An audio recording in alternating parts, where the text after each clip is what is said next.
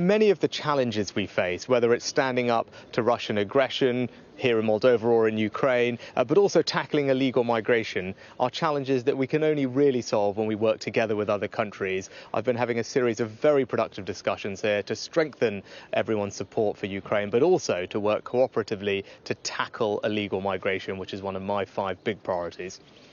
One of the meetings you had, Prime Minister, was with the President of Ukraine, Zelensky. And of course, yesterday we also heard from the French President saying that he would like a clear plan on Ukraine joining NATO presented next month already. Do you agree with this timeline, and did you give some sort of reassurances to President Zelensky in terms of when Ukraine might be able to join NATO?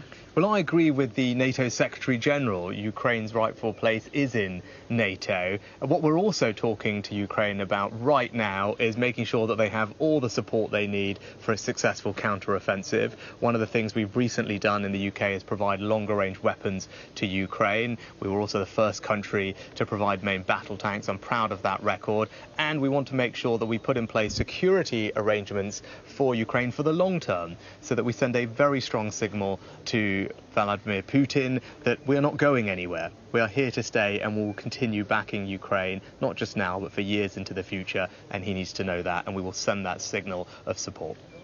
Now, in the past, Prime Minister, you've said that your government will have integrity, professionalism and accountability at every level. Does that mean that you're going to follow the deadline of 4 p.m. London time today to comply and send unredacted messages to the COVID inquiry that's taking place?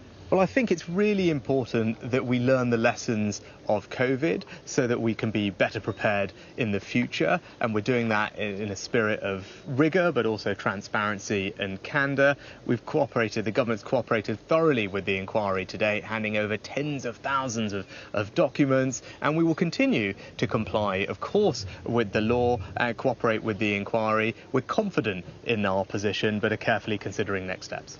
And just to double check, would you be willing to take this subject to court? As I said, we've been long cooperating with the inquiry. Important that we learn the lessons of COVID so that we're well prepared in the future. Government's considering very carefully next steps, but it's confident in its position.